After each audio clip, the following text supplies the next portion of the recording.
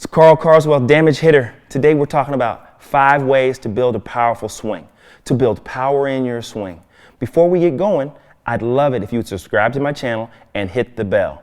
The bell will get you a notification every time we send out a new video. And we're sending them out right now every Monday and Friday. Very excited. On Mondays we do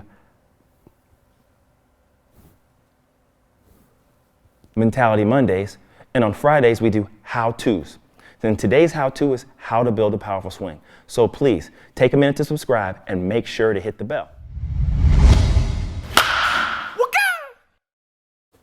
All right, guys, the number one thing you got to do, the first thing we have to do to build a powerful swing is we have to understand intent. And intent isn't a word that I used early in my career. For the longest time, I just taught guys to swing hard, be aggressive, try to destroy the ball, hit line drives that bounce. Things that I really like to talk about. And we'll talk about that later. We're trying to drive the ball as hard as we can forward on the field. But because a young man who used to play for me and now is a scout started a pitching program, and he had the same issues with his pitchers where they were not creating power. They were trying to throw balls over the plate, lay them in there in certain spots in hopes that the hitters couldn't hit them. He started talking to me and to them about pitching with intent, having a burning desire to explode, to command, to drive, to accelerate through the strike zone. And it really resonated well with me because I understand exactly why our young hitters and our young pitchers don't have intent. And here's the reason they don't have intent. The baseball model that we've put together for them, playing ball at 4, 5, 6, 7, 8, 9 years old, is a model of if you just put it in play, it will be a hit. And for pitchers, if you just throw it over the plate, it will be a strike.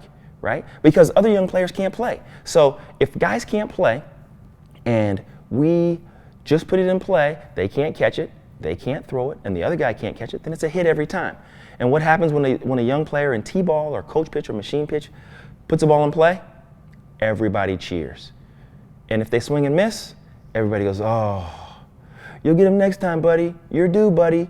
And they learn, if I just put it in play, everybody loves me and I get gratification. And they get that for 3 or 4 or 5 years, and then all of a sudden, the shortstop on every team in the league, he can catch a ground ball and throw it over. And the first baseman on every team in the league, they can catch it when it's thrown over. And the catcher on every team in the league, he can catch too. And that guy who pitches, all 4 of these guys, the pitcher, the shortstop, the first baseman, and the catcher, they all pitch. So now all of a sudden, that's a good team, and all of our guys who just put the ball in play, they're not getting rewarded anymore. And then all of a sudden they need more power. They need a better intent. That's where it starts. So we have to change that mentality. If you have young players that are just getting started, let them know it's okay to swing and miss. We're training them to swing their bodies, swing their bat with their body as hard as they can in order to make hard contact. Knowing when you put that kind of effort out, you will swing and miss. And swinging and missing is okay. Babe Ruth said, every strikeout gets me that much closer to my next home run. His intention was to take big swings, knowing that he would get enough home runs to be happy. And I guarantee you, so will your player if you get them the right intent. Get their focus on using their body to develop a swing that lasts a long time rather than being happy today with rolling balls over to the infield and getting a single or a double in Little League Baseball. All right, so we got intent figured out. The next thing is we got to get rid of the myths, all right? Huge myth in baseball that if you go to a hitting guru, he's going to give you a special secret for your power. There's no secrets for power, guys. There's none. There's no technique that's going to get you a bunch of power. Every guy who comes into me to hit, every's a little strong. 90%, whether it be dad, player, mom, coach, they say, he just needs more power. I know he's got more power in there. He just needs more power. Right? And I'm like, okay, let's go figure it out. And so I watch them, I see them, and typically they don't have very good intent. So I have to start changing what they've done through their intent, right? But I don't have a secret technique. I can get them up to their max abilities.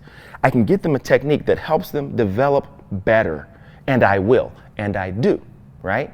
And we get their intent better. But then we get to a point where that's the max of their power, whether that be 100 feet, 200 feet, 300 feet, 400 feet, or 500 feet. The technique I can give them from there may help them gain 5% extra. So if you hit a ball 100 feet max, I can get you to 105 with the technique. If you hit a ball 400 feet max, I can get you to 420 maximum. But is that really what you need? Do you need the one ball you hit hard a year to go 420 instead of 400? It's not. But in your mind, you need more power. The balls you hit aren't going far enough. But the reality is, and this is the reality for all hitters who have a better intent and who are using their body to the best ability, they need to get to their power better. Power is your ability to hit the ball hard. That's the definition. Your ability to hit the ball hard. That's power. When you're hitting the ball as hard as you can, maximum times, then you're displaying power. Now, let me tell you what I mean by get to it more consistently. When I have a guy who comes in, he's a high school player or a college player or a pro player, and he says to me, hey, I got to do more power. I got to hit more home runs this year. Oh, you said power, then you said home runs. Okay, we need more home runs. Let's talk about that. How many home runs you hit last year? 3. Okay. How many balls you hit hard? They don't ever know how many balls they hit hard. Right? They know they have hit 3 home runs, and they think that's the lack of power. But if they hit 3 home runs, then they've got the ability to hit the ball out of the park. Good for them. How many balls did you hit hard? Well, they think about it, and they'll throw out a number. Let's say it's 30. Okay, man, so 1 out of every 10 balls you hit hard goes out of the park. So you want to hit 10 home runs? You need to hit 100 balls hard in the season. That's a 10 home run season. And then all of a sudden we stop thinking about, oh, I don't hit the ball out of the park enough to, oh, I'm not hitting the ball hard enough often enough. I'm hitting the ball hard 1 out of every 5 games. And I'm getting some hits here and there, but I need to hit the ball hard 3 times a game to multiply my home run numbers, to get my power up. So the question isn't, can you give me more power? The answer isn't, yes, I can give you more power. The answer is, I'm going to help you get to your power more often. And that's what I do. I help guys get to their power more often, right? We defined what power is. Now, how are we going to get to our power more often? And here it is. We're going to build a mentality that's about getting to our power more often, which means our mentality is going to be, you're getting my best swing that gives me the best chance to hit a ball hard to my maximum abilities every single time. The mentality of a good hitter is this. Throw it in here, I'm going to put a good swing on it and hit it hard. Oh, I missed it? Throw it in here again. I'm going to put a good swing on it and hit it hard, right? I'm going to build some technical things that help me stay on the ball better. I'm going to put myself in a position where I use that swing over and over and over. I've trained myself so well that no matter what you do, you're getting my best swing. And when you get my best swing and I look like a fool because I swung at a ball in the dirt, I'm not embarrassed because I have a good intent, because I have a good understanding, and I realize that this is a numbers game. And if I'm using my good swing regularly and often, then I'm going to display the best numbers I can. My mentality is going to be, you throw a slider in the dirt and I swing at it, it's my best swing. That's what you get. You throw a slider down the middle and I swing at it, it's my best swing. That's what you get. And I'm going to control the fact that I can put my best swing on it. And I'm going to control the fact that I'm putting my best swing on it to hit the ball here as hard as I can, not out there. I'm not worried about what happens out there. I'm worried about what happens here. And when I take care of this, that takes care of itself. As people say all the time, control the things you can control. Well, control your swing. Control your swing. So our mentality is going to be, I use my best swing every time. And that's what's called training, all right? We have the best military in the world because our guys are trained to do whatever it takes when their life's on the line. We have some of the best law enforcement and fire protectors in the world because our guys are trained to do whatever it takes when their life is on the line. We have some of the best EMTs and doctors in the world because they're trained to do what it takes when somebody's life is on the line. Training is training, guys. I'm not equating hitting to being in the military or the police station or a doctor, emergency room, EMT. I'm saying if you're calling yourself a hitter and you're spending hours and hours and hours a day on it, you're training physically to create a swing that works. Then train it. Don't play it or practice it. Use it all the time. There's no excuse for a bad swing because the umpire's calling bad pitches, because they threw a slow pitch or whatever. You might miss it by 6 feet, but you can take a good swing. And if you train it and we build a power swing mentality, a power hitter mentality, a strong baseball player mentality, we'll use our best swing under any and every circumstance. All right, last thing we got to talk about. In order to get to our most powerful swing, one of the 5 things of creating a more powerful swing is we got to talk about the swing. So come on over here. I got a little thing set up for you. Let's check it out.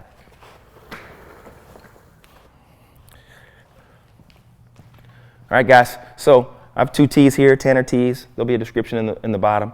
And I have one of our PVC pipes set up. And this PVC pipe here is to just show you the path of the ball. All right, the pitch is coming in like this. This is the plane everybody talks about, and I'll show you that for this description, the ball is here above it. It's not touching it because I'm not going to hit this with my bat. It's here above it, and it's riding right along here. You got me? But this gives you a good visual. Right? So what we're trying to do, guys, is we're trying to build a swing, and I'm going to go quick on this because I'm not going to be able to teach you everything you need to know about your swing today. But I'm going to teach you a couple things that get you going. So the thing is, our foot lands, we're in our hitting position, we're ready to hit. In order to create a powerful swing, we have to use our body, and this is the ball coming through the strike zone. It's coming from the pitcher, and it's ending at the catcher. We have to use our body from our back hip, bang, forward. And as you see, I turn my back hip, beginning of building a powerful swing. Landing in our hitting position is we've decided, we're going to hit, bang. Our back hip goes, it pulls our knee in. Our knee starts going down, our hip is forward, and you see my foot's still on the ground because it's being pulled forward by this back hip. Got me? It's not being turned on by the back hip. Now, sometimes when people are giving hitting descriptions and displays, they talk about it and they're like, hey, okay, you do this, and they turn the back foot hip and everybody wants to fight. Hey, don't squish the bug. Leave them alone. Just watch and listen. It's not a bad way to describe what happens. Get over it. Hip turns, they get into this position, and then as the body starts to rotate, the torso starts to rotate, we tilt our shoulders, and you can see my shoulders getting into the line of the ball. These knees, have started to tilt on the line of the ball. Our hips have started to tilt to create a line that matches the line of the ball, and our shoulders turn in to create that line. And then our barrel comes right along here, deep, all the way out front. That's the swing we're trying to create a powerful swing. It's that simple. It's that easy, okay? So there's 5 things you got to do in order to create a powerful swing. Number 1, you got to understand your intent. You got to turn your intent into, I'm going to do whatever it takes to swing hard, use my body to create force and power delivered through the baseball. Number 2, you got to get rid of the myth that there's some secret that's going to get you some power, because there is no secret. There's no secret in you getting power. Number 3, you got to understand what your power is. Your power is the ability for you to hit the ball hard. How often are you hitting balls as hard as you can? We need to hit it hard more often. Number 4, we want to build the proper mentality. We want to get ourselves in a situation where we are using our best swing every time, no matter what, because it gives us the best chance to get to our power. And number 5, we want to build a powerful swing that we can use consistently. Appreciate you guys joining me today. One of my favorite talks this far. I cannot wait to move on down this with you guys. When in doubt, hit it out.